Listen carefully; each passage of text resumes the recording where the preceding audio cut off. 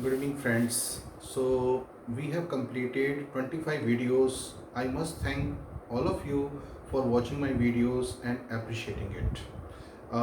Today, we have completed 14 days and we have got very good response. I hope you will be watching my videos in future also, and you may learn many beautiful things. It is my humble request, please pass on to your friends and relatives and kids too. Any student who is studying in 5th onwards may understand what is being told in videos. So I hope you will be doing it. Thank you very much.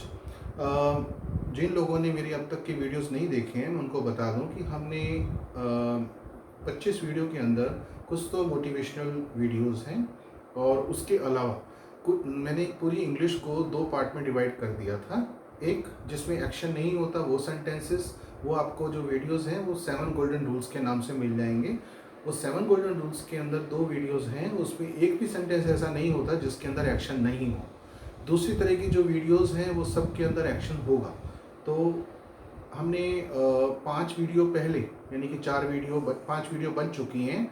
उसके अंदर मैंने आपको tenses start किए थे। तो indefinite के तीनों और परफेक्ट के तीनों हम कंप्लीट कर चुके हैं।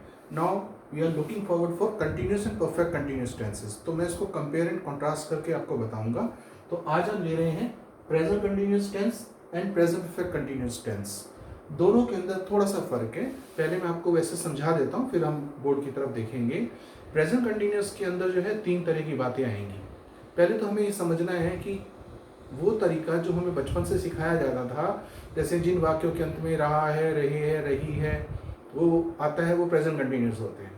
और अगर ये भी बता दिया जाए कि उसमें टाइम दिया हो तो वो प्रेजेंट परफेक्ट कंटिन्यूस में चला जाता है। पर उस तरीके में फिर थोड़ी सी गड़बड़ है, बहुत अच्छी तरह से हमें समझ में नहीं आता। अगर मैं बोलूँ कि रेखा खड़ी है, मोहन बैठा है, तो ये अभी तक किसी ने नहीं बताया हमें कि डा है, रे है, डी है, खड़ा है, खड़े है, खड़ी है, बैठा है, ठा है, ठे है, ठी है, किस में आता है। ता है, ते है, ती है तो प्रेजेंट इंडेफिनिट में आ जाता है, चलो मान लिया। पर ठा, ठे, ठी, डा, रे, डी ये किस में आता है। इस वजह से हमें उस तरीके से उसको समझने की जरूरत नहीं है।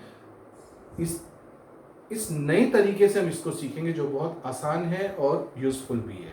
तो प्रेजेंट कंटिन्यूस में मैंने बोला कि 3 बातें आएंगी। आप रहा रहे को भूल जाइए, आप इसको इस तरह से समझिए, इस समय जो भी काम हो रहा है, चाहे वो लास्ट में जो मर्जी आए। जैसे मैं बोलता हूँ, मैं आपसे बात कर रहा हूँ, एसी चल रहा है, पंखा चल रहा है, लाइट जल रही है, मैं रिकॉर्डिंग कर रहा हूँ, ये काम इस समय हो रहे हैं। तो वो काम जो इस समय हो रहे हैं, जब हम किसी से बात कर रहे हो, वो सबकी इंग्लिश प्रेजेंट कंटिन्यूस में बनेगी। नंबर 2, अगर मैं ये बोलूँ कि इन दिनों क्या हो रहा है, मान लीजिए रात 9:45 बजे का टाइम, मेरा कोई पुराना नेवी का दोस्त घर पे आता है, उसको ये नहीं पता कि मैं 18 साल पहले नेवी में था और आजकल क्या कर रहा हूँ रिटायर होने के बाद। तो मुझसे पूछता है, और भाई आजकल क्या चल रहा है। उस समय टाइम है 10:30 11 का, मैं मोस्ट प्रोबेबली नाइट सूट में घर में रेस्ट कर रहा हूँ, टीवी देख रहा हूँ। वो मुझसे पूछता है इन दिनों क्या हो रहा है, क्या कर रहे हो इन दिनों।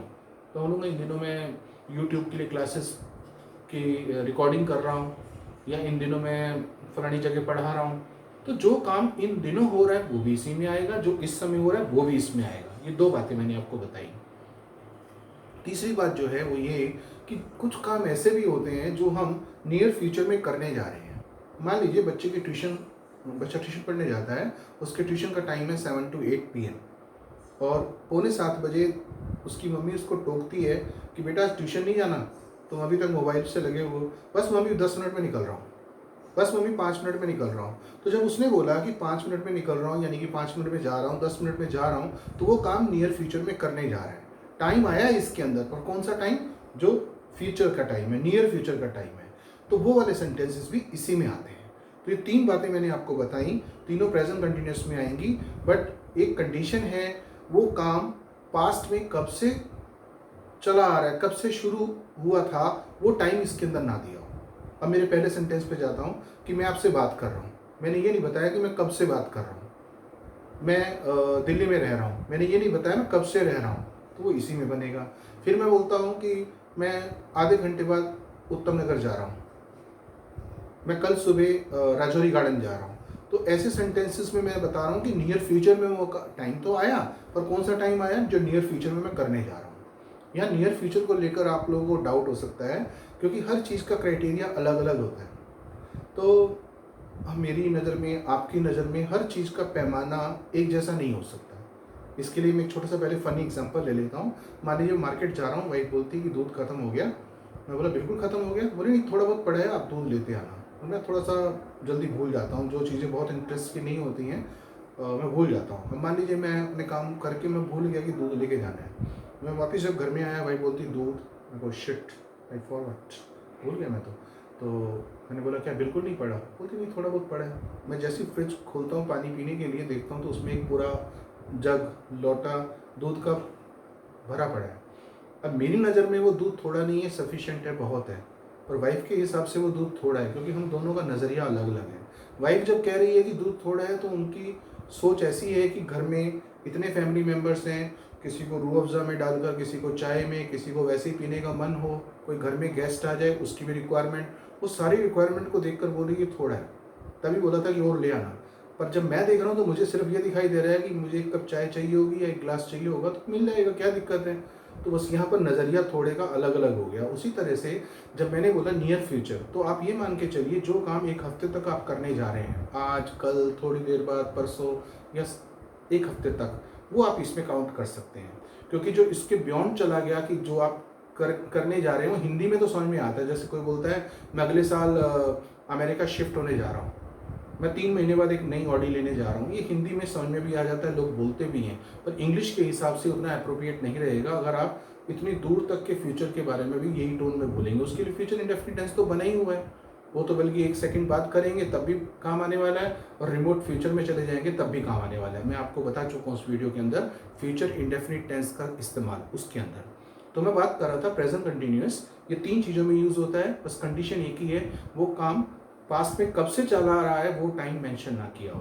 और मजेदार बात तो ये है कि जो भी काम हम बोल रहे हैं कि इस समय हो रहा है, वो कभी ना कभी तो पास्ट में शुरू हुआ था। अगर मैं बोलूँ कि मैं आपसे बात कर रहा हूँ, तो ये भी तो है कि मैं 10 मिनट से बात कर रहा हूँ, 1 घंटे से बात कर रहा हूँ, और वो टाइम इसमें मेंशन ना किया हो, तब उसकी इंग्लिश इसमें बनेगी, प्रेजेंट कंटिन्यूअस में। और अगर वो टाइम मेंशन किया गया हो कि वो काम पास्ट में कब से चला आ रहा है, तो उसकी इंग्लिश प्रेजेंट परफेक्ट कंटिन्यूअस में बनेगी। तो अब जब मैं ये चैप्टर लोगों को करवा देता हूँ, अब तक मैं काफ़ी लोगों को ये बात बता चुका हूँ, समझा चुका हूँ, तो उनके दिमाग में बस इतना बैठ जाता है कि टाइम आएगा तो इधर बनेगा, नहीं आएगा तो इधर। ऐसा नहीं है, मैंने ये नहीं बोला। मैंने बोला पास्ट में वो काम कब शुरू हुआ था, कब से चला आ रहा है, वो कंटिन्यूटी जो हो रही है एक्शन की, कब से हो रही है, अगर वो टाइम दिया हो तब इसमें आएगा। वो टाइम अगर ना दिया हो या फ्यूचर का टाइम दिया हो तो इसमें बनेगा, प्रेजेंट कंटिन्यूस में। आइए समझते हैं। तो प्रेजेंट कंटिन्यूस स्पेलिंग को लेकर फिर मैं एक बार कहूँगा, जब मैं बहुत पहले करवा रहा था आपको ये चीज़ें, तो मैंने कंटिन्यूस को लेकर स्पेलिंग के लिए बोला था CONTINUOUS। तो ओ के पहले भी यू डालना है, ओ के बाद भी। फॉर्मूला जो है सब्जेक्ट के साथ इज एम आर जो है इसमें हेल्पिंग वर्ब है, ये मेरे बेसिक चैप्टर्स में मैं पहले करवा चुका हूँ। First form ING, object, time, addition, information. एक बात कॉमन रहेगी, जहाँ जहाँ कंटिन्यूस आ जाएगा, चाहे वो प्रेजेंट कंटिन्यूस हो, प्रेजेंट परफेक्ट कंटिन्यूस हो या पास्ट का हो, सब जगह पर फर्स्ट फॉर्म ING जरूर लगेगा। Action which is going on at present. तो पहला पॉइंट क्या हो गया प्रेजेंट कंटिन्यूस का? Action which is going on at present, जो काम इस समय हो रहा है, नाउ, अब हो रहा है या प्रेजेंट में हो रहा है। Action which is going on these days का मतलब होता है इन दिनों, जो काम इन दिनों हो रहा है। जैसे मैंने अभी आपका एग्जांपल लिया कि दोस्त मुझसे पूछता है कि आजकल क्या चल रहा है, रात 10:30 का टाइम है, तब तो मैं रिलैक्स कर रहा हूँ, रेस्ट कर रहा हूँ, तो मैं उसको बोलता हूँ आजकल मैं क्लासेस ले रहा हूँ, यूट्यूब के लिए वीडियोस बना रहा हूँ। तो ये काम मैं इन दिनों कर रहा हूँ, उस समय नहीं कर रहा हूँ, वो भी इसी में बनेगा। तीसरा है action which is going to start in near future time, जो काम हम नियर फ्यूचर में करने जा रहे हैं, मैंने अभी आपको समझाया। Note, time of action started in past, मैंने इसको अंडरलाइन कर दिया है, शुड नॉट बी गिवन। अगर कोई काम इस समय हो रहा है पर वो पास्ट में कब से हो रहा है, वो टाइम इसमें मेंशन नहीं होना चाहिए। ये नोट में मैंने इसलिए दिया है। मैं आपसे बात कर रहा हूँ, I am talking to you. Seema इन दिनों दिल्ली में रह रही है, Seema is living in Delhi these days. इन दिनों की इंग्लिश आ गई दीज डेज। ये 2 एग्जाम्पल जो मैंने लिए, इसमें कहीं पे भी ये नहीं बताया गया कि वो काम कब से चला आ रहा है। Now looking forward, present perfect continuous, इसका फॉर्मूला है सब्जेक्ट के साथ has, have been, have been, first form ING, object, since for time. Has और हैव, इज, एम, आर, ये सब चीज़ें मैं बहुत पहले डिस्कस कर चुका हूँ, मेरे पुरानी वीडियोस में आप देख सकते हैं। पर एक नई चीज़ जो इसमें आ गई वो है सिंस और फोर। सिंस और फोर को लेकर बहुत सारे लोगों को डाउट होता है, क्योंकि बुक्स में कुछ इस तरह से दिया होता है, सिंस का मतलब होता है पॉइंट ऑफ टाइम, फोर का मतलब होता है पीरियड ऑफ टाइम। पर ये पॉइंट और पीरियड से बहुत ज़्यादा चीज़ें क्लियर नहीं होती हैं, क्योंकि फिर उसमें कहीं नीचे एग्जाम्पल दिया होता है कल रात से बारिश हो रही है। अब कल रात तो दे दिया, पर क्या हमें पता है कल रात कितने बजे से बारिश हो रही है? तो उस हिसाब से तो फिर देखा जाए तो फोर लगना चाहिए, पर फोर नहीं लगता, सिंस लगता है। तो कब सिंस लगाना है, कब फोर लगाना है, मैंने अपने हिसाब से इसको कैटेगराइज कर दिया है, जो कि बिल्कुल सही है। आप ये मत सोचिए कि जो बुक्स में दिया है वो गलत है, मैं वो नहीं कह रहा, मैं अपने हिसाब से चीज़ें समझाता हूँ जो बिल्कुल ग्राउंड रियलिटी पे बिल्कुल सही है। जैसे आसान भी है, सिंस का मतलब पॉइंट ऑफ टाइम है, ठीक है, फोर का मतलब पीरियड ऑफ टाइम है, ठीक है, ये डेफिनेशन बुक्स की है, इसको छोड़ दीजिए। अब आ जाइए, अगर मान लीजिए आपसे कोई पूछे आप दिल्ली में कब से रह रहे हैं, तो दो तरह की पॉसिबिलिटीज हैं। या तो ये बोलेंगे जैसे मैं 2004 से रह रहा हूँ, या फिर आप बोलेंगे 16 साल से रह रहा हूँ। तो अगर आप मंथ ईयर का नाम बोल रहे हैं तो उसके साथ सिंस लगा दीजिए, कितने साल हो गए तो फोर लगा दीजिए। इसी तरह से अगर कोई काम आप मंथ का नाम देके बताते हैं कि काम तब से हो रहा है तो सिंस लग जाएगा, कितने महीने हो गए तो फोर लग जाएगा। कितने बजे से हो रहा है तो एक्यूरेट टाइम है तो सिंस लग जाएगा, कितने घंटे हो गए तो फोर लग जाएगा। कौन सी तारीख से हो रहा है, एक पर्टिकुलर डेट आ जाएगी तो सिंस लगेगा, 2, 4, 10, 20, 25, 50 दिन हो गए तो फोर लग जाएगा। ये तो थे इस तरह से समझने के लिए, पर यहाँ पर मैंने दो अलग अलग बातें लिखी हैं। अगर मान लीजिए किसी सेंटेंस के अंदर टाइम पीरियड आ जाता है, जिसको हम प्रहर के नाम से बोलते हैं हिंदी में, सुबह, दोपहर, शाम, रात। मोहन सुबह से पढ़ रहा है। अब इस वाक्य में ये नहीं पता लगा मोहन सुबह 4 बजे से पढ़ रहा है, 6 बजे से पढ़ रहा है या 11 बजे से पढ़ रहा है, पर सुबह बोल दिया तो प्रहर का नाम हो गया। तो जैसे ही प्रहर का नाम आ जाए तो उसके साथ सिंस लगेगा, ये सबके साथ सिंस लगेगा। मॉर्निंग, इवनिंग, आफ्टरनून, ये प्रहर हो गया तो सबके साथ सिंस लगेगा। दूसरा है ओकेजन्स और फेस्टिवल्स। बहुत सारे वाक्यों के अंदर ओकेजन का नाम दिया होता है। मोहन तब से इस कंपनी में काम कर रहा है जब से उसका बेटा हुआ है, यानी कि जब से उसका बेटा हुआ है तब से इस कंपनी में काम कर रहा है।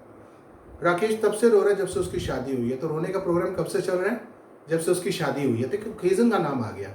मैं इस घर में पिछले रक्षाबंधन से रह रहा हूँ, फेस्टिवल का नाम आ गया।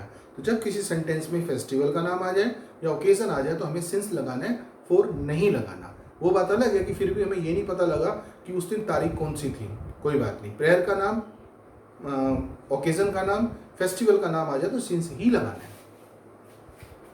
Action which is going on now या these days plus time of action started in past. तो इसमें मेन बात क्या आ गई कि पास्ट में वो काम कब से चला आ रहा है वो जरूर मेंशन किया हो, तभी वो प्रेजेंट परफेक्ट कंटिन्यूअस में आएगा। Action which is going on these days plus time of action started in past, वही चीजें दोनों जो मैंने यहाँ बताई थी, बस टाइम साथ में पास्ट का आना चाहिए।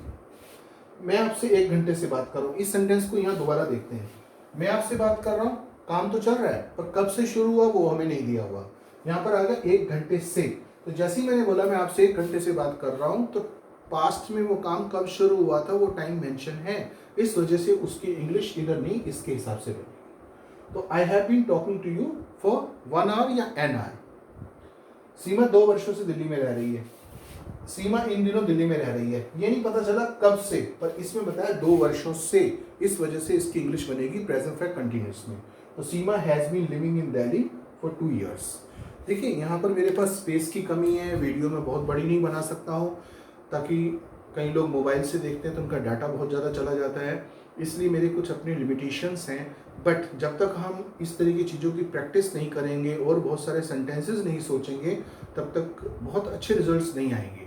तो इसलिए मैं आपको बार बार बोलता हूँ कि आप कमेंट में लिखकर मुझसे अपने डाउट पूछिए। कोई सेंटेंस अगर आपने बनाना है तो वहाँ बना के मुझे एक तरह से दिखा दीजिए, गलती होगी तो मैं आपको करेक्ट कर दूँगा, अच्छी बात होगी तो अप्रिशिएट करूँगा। तो प्लीज़ मेरे सारे वीडियोस देखिए, जिससे कि आपको पता चले अब तक के सारे रूल्स के बारे में जो मैंने डिस्कस किए हैं। Thank you.